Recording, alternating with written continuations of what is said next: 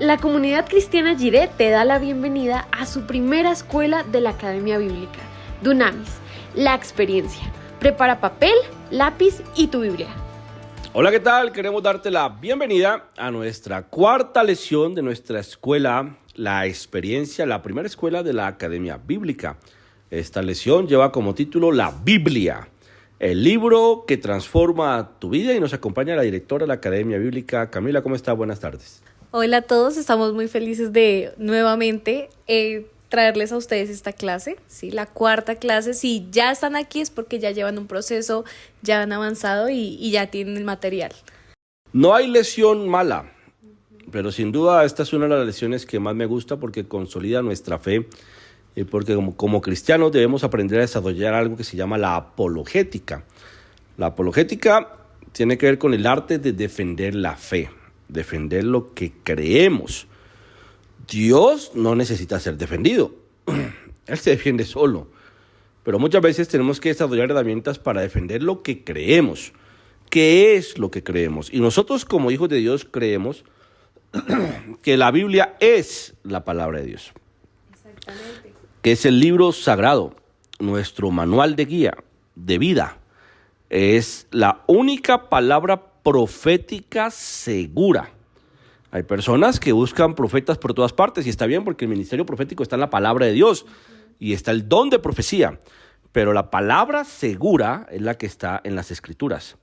La Biblia nos revela el plan de salvación de Dios. La Biblia nos revela los atributos, la esencia, el carácter de Dios, el plan de salvación para un pueblo inicialmente, pero que a su vez a través de ese pueblo solo se plasmaba su deseo de salvar a la humanidad. La Biblia nos presenta a Jesucristo desde el Antiguo Testamento como el Mesías, como el Salvador, como el Hijo de Dios, pero también nos da las herramientas para consolidar nuestra fe. Por eso esta es una lección muy importante, Camila, porque nos va a ayudar a entender por qué en la iglesia leemos la Biblia. Existe mucha literatura cristiana que nos ayuda a consolidar la fe. Para parejas, para jóvenes, para esposos, para finanzas, para hijos, para adolescentes, para la oración. Pero el libro importante, nuestro manual, nuestra guía, es la Biblia, la palabra de Dios. Veamos, Camila, algunas características importantes de la Biblia que la hacen diferente a otros textos de la literatura universal.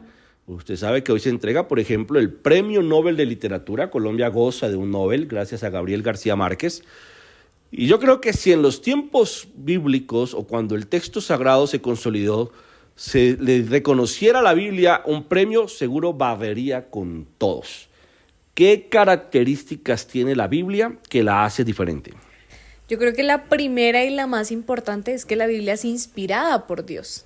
Debemos entender y saber que quienes escribieron la Biblia y quienes fueron los autores de este texto han sido aquellos que han estado inspirados por Dios, y por eso es que la Biblia está viva, por eso mismo. Has dicho algo que es importante, la Biblia tiene vida. Veamos lo que dice Pablo a Timoteo: toda la escritura es inspirada por Dios y es útil para enseñar, es útil para reprender, para corregir y para instruir en justicia, a fin de que el siervo de Dios esté enteramente capacitado para toda buena obra. No hay una cultura, no hay una generación que lea las escrituras y pueda decir, esto ya no aplica. Y es una característica que tiene este libro, porque no hay manera que haya alguien que lo lea en 1000 años. Cuando lo lean, va a seguir siendo palabra viva, porque va a dar respuesta para esa generación dentro de 1000 años. Si mirásemos hacia atrás, encontraríamos que la iglesia consolidó su fe en las escrituras, en el español, en el inglés, en cualquier idioma, para cualquier lengua. Y eso hace que reconozcamos que la Biblia es un libro vivo. Ahora, es importante rescatar, Camila, que la Biblia contiene 2 palabras, podríamos decirlo así: la palabra del hombre y la palabra de Dios. Y sí nos corresponde separar cuando en ella encontramos palabra de hombre y cuando encontramos palabra de Dios. Un ejemplo de palabra de hombre: la Biblia nos narra muchas historias que obedecen a un contexto del pueblo de Israel. ¿Cómo qué podríamos hablar, Camila? Incluso cuando vemos las leyes, ¿no? Conocemos que hay, o los mandamientos, estos mandamientos que son universales, que nos sirven al día de hoy, y los mandamientos circunstanciales, cuando hablaban de quizás el castigo con respecto a un delito con un animal, ¿sí? Con respecto a que debían pagar sobre, mató a su buey y debía pagar con algo similar.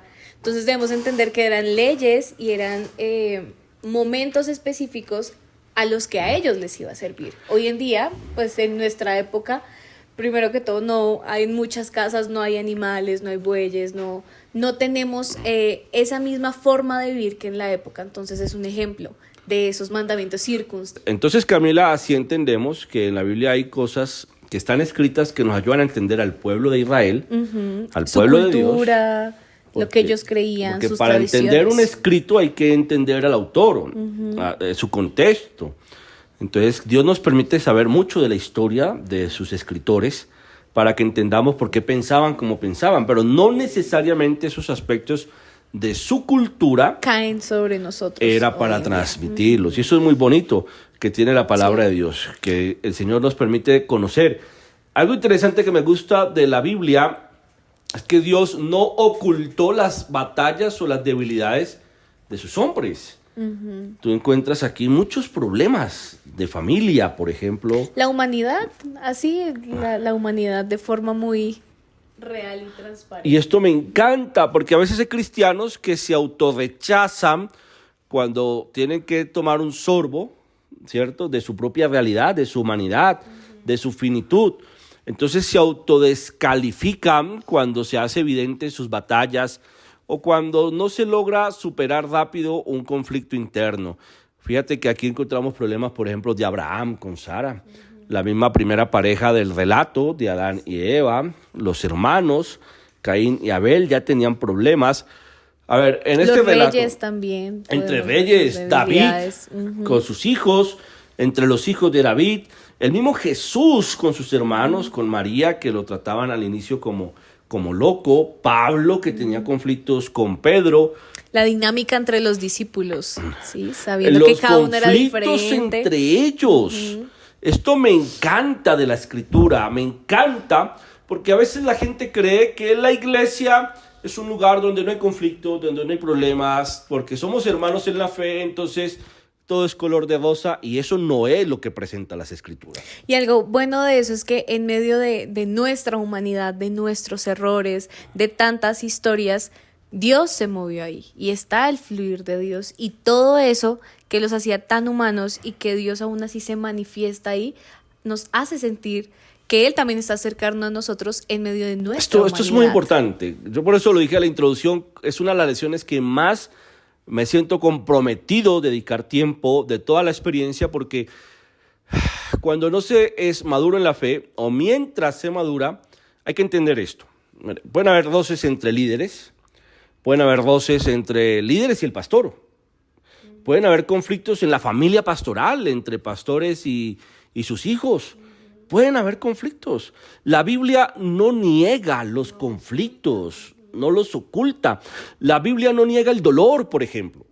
Hay personas que yo, Camila, a veces, yo honestamente no sé qué decirles, les escucho y yo digo, Señor, ¿qué le digo? Yo quisiera decirle que ya vas a sanarle, yo quisiera decirle que no se va a morir su ser amado, yo quisiera decirle que la cuenta en el banco se va a cancelar en 24 horas, pero a veces hay situaciones humanas muy críticas, como cuando Jesús sabía que iba a morir y el saberlo en su omnisciencia le generó angustia.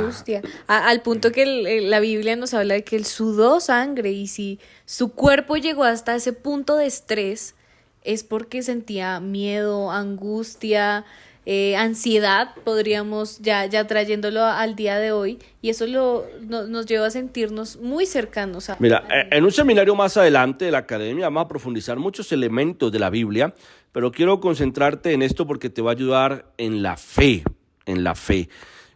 Los salmos, por ejemplo, fueron escritos para para que el hombre descargara en la presencia de Dios su agonía.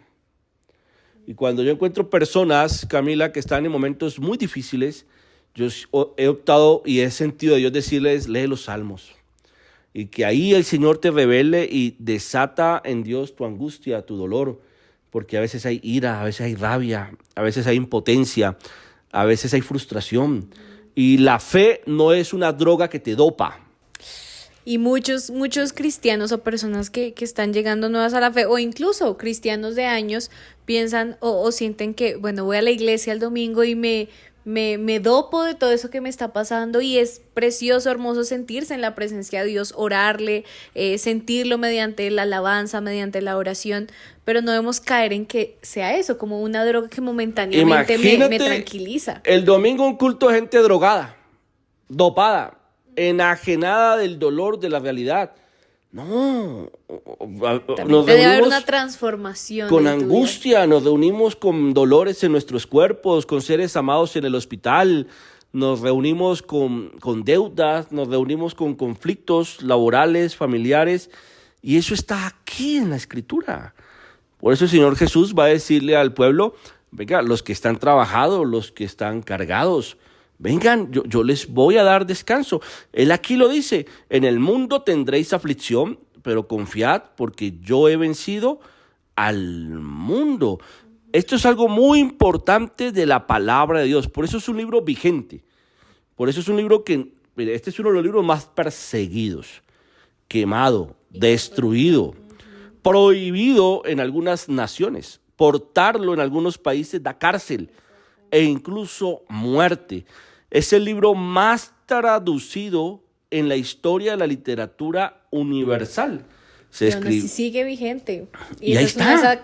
Esa característica que es innegable incluso para la ciencia, para Cuando la historia. Alguien me dice que si esto es palabra de Dios, yo le digo, yo no necesito esforzarme por probarlo.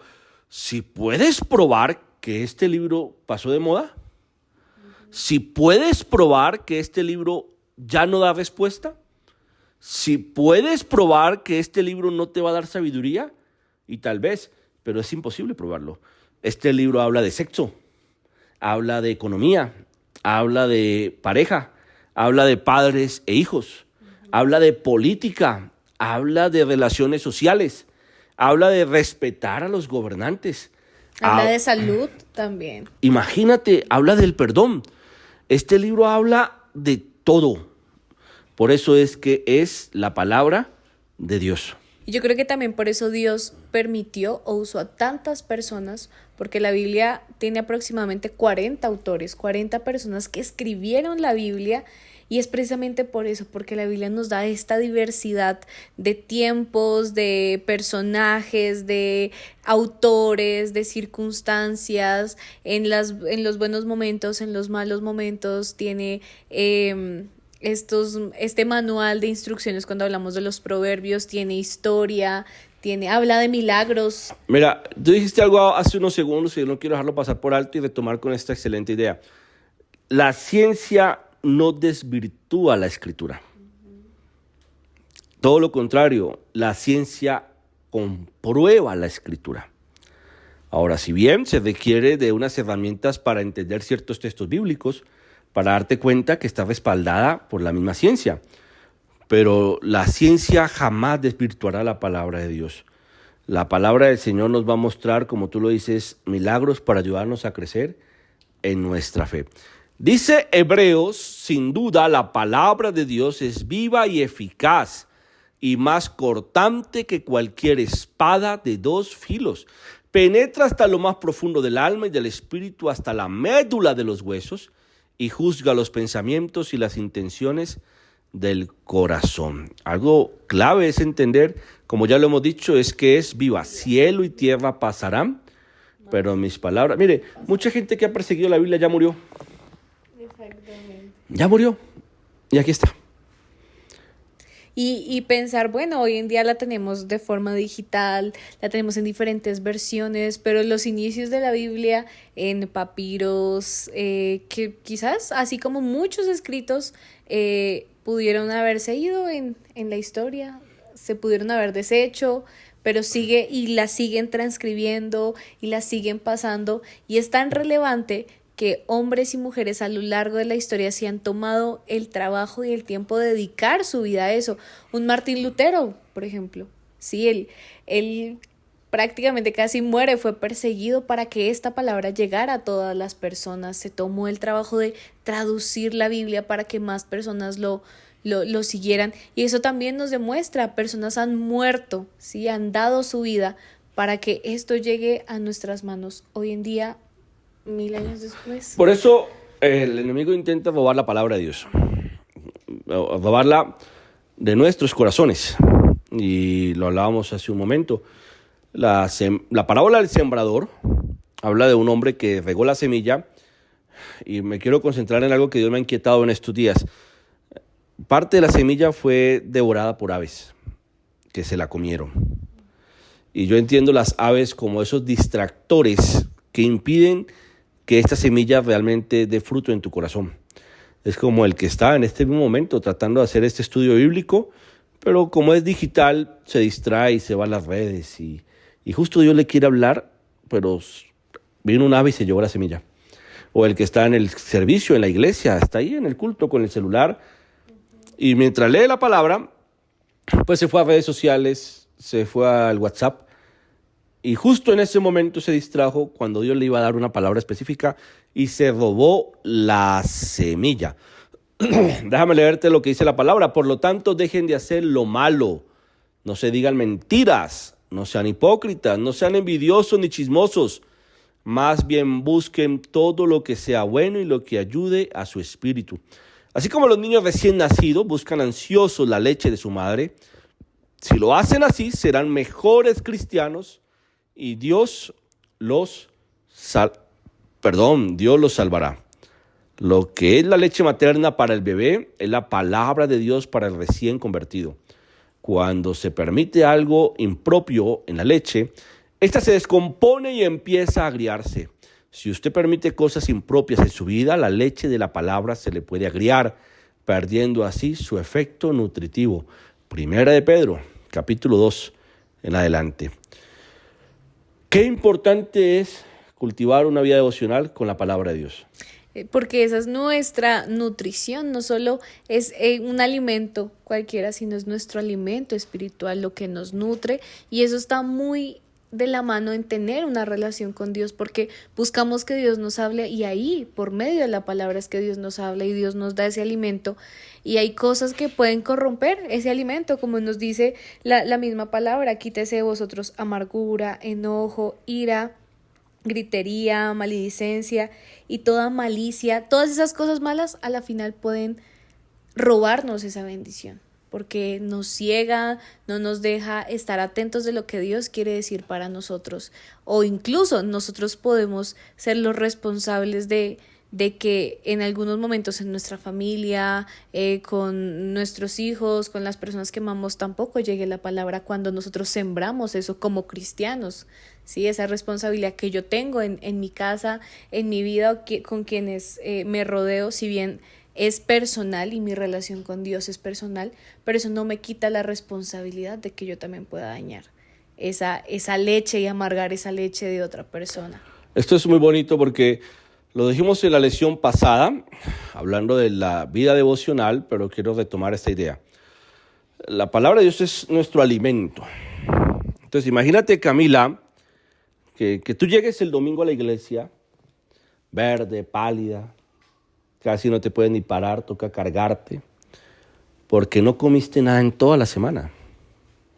Y luego hagas ver al pastor como el culpable de tu debilidad física. Y hagas ver al pastor o a la iglesia como la culpable que la comida que te dieron el domingo no te sirvió hasta el otro domingo. Yo no me imagino llamar a líderes de la iglesia: hermanos, ¿ya desayunó? ¿Ya almorzó? ¿Ya comió? ¿Ya le preparó el alimento a sus hijos? Yo no me imagino escribiéndole a los hermanos todos los domingos en la tarde: ¿ya hizo mercado para la semana? Acuérdense de comprar carne, verdura, leche, frutas. Eviten lo que no les alimenta. Es como por sentido común que tú preparas los alimentos. Así es la palabra de Dios. Hay cristianos que se portan a veces como niños, toca servirles, toca prepararles, pero Pablo dice, ya ustedes no son niños, ya ustedes tienen que tener madurez. Así que la palabra nos entrega también la responsabilidad de alimentarnos. No esperar hasta el domingo para escuchar palabra, sino que todos los días, así como busco mi desayuno, el almuerzo, la cena, las meriendas, pues también tengo que meditar en la palabra del Señor. Eso es lo que le decía el Señor a Josué. Esfuérzate, sigue las Escrituras. Que al principio es esta leche, ¿no?, que nos alimenta, pero a la medida que vamos creciendo, así como un niño, ya vamos siendo adultos, ¿sí? Entonces ahí ya viene mi responsabilidad, quizás en mis primeros pasos en la iglesia, como que hay alguien que me guía, pero yo no puedo esperar que toda la vida esté alguien que me guíe, esté un pastor que esté ahí pendiente, si oro, si no oro, o a veces en lo que caemos como, pastor, ore por mí. Yo también puedo orar. Es excelente que mi iglesia, que mis pastores, que las personas con las que comparto respalden mi oración, pero también es mi responsabilidad. Y ahí es cuando yo tengo que empezar a comer alimento sólido. Y cuando empiezo a comer alimento sólido es cuando empiezo a escudriñar en la palabra, empiezo a leerla, a estudiarla, incluso ya llegamos a un punto en el que somos nosotros quienes debemos guiar a otros que llegan nuevos y tomar acción dentro de mi iglesia. Sí, hay muchas personas que están en su iglesia, que están en su congregación. Yo creo que ha pasado como, se debería hacer esto, se debería hacer lo otro, no lo deberían hacer así. Pues es hora de que cuando ya llevamos un proceso y ya estamos comiendo ese alimentos sólidos, bueno, ¿yo qué tengo para aportar a mi iglesia? ¿Yo qué puedo hacer? ¿Yo qué puedo dar? Y es un llamado a nosotros a actuar como cristianos maduros, porque a la medida que vamos creciendo en el cristianismo, maduramos y ese es el propósito. Mira, voy a aprovechar esto que estás diciendo porque me parece muy importante y aquí hay ejemplos. Nosotros tenemos en la casa a nuestra bebé Adaya, es una bebé, y a Tiago que está creciendo. A Adaya hay que hacerle todo. Y hasta toca cuidar de que ella en su inocencia no haga daños. Y si Adaya hace un daño, la primera responsabilidad está en nuestras manos porque a lo mejor dejamos a su alcance algo para lo cual ella todavía no puede discriminar si se va a quebrar, si lo va a rasgar. La primera responsabilidad es nuestra.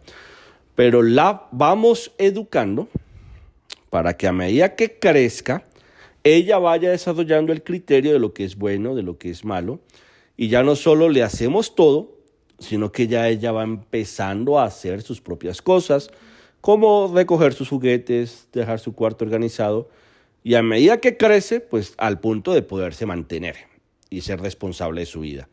Así es la fe cristiana. Cuando el hermano llega, claro, casi como un bebé que toca cargarlo. Lloró y toca abrazarlo y consentirlo. ¿Y qué tiene el bebé? Ay, pobrecito el bebé. Pero nuestra tarea como pastores es irles formando para que vayan creciendo, para que ya no lloren por todo. Se cayó, pero levántese. Lloró, pero no es tan grave. Se raspó, pero se va a sanar. Se golpeó, pero pues aprende a caminar, pon cuidado. Al punto que ya cuando crece, pues ya es autónomo. Ya sabe ir al médico, sabe preparar los alimentos, debe tener su cuarto ordenado, su casa, sus finanzas, su proyecto de vida. Así debe ser la fe. Y la palabra nos ayuda a eso, a ir creciendo.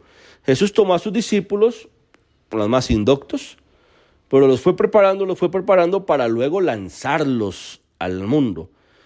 Es importante que de esta manera crezcamos en la fe. No siempre comportarnos como niños.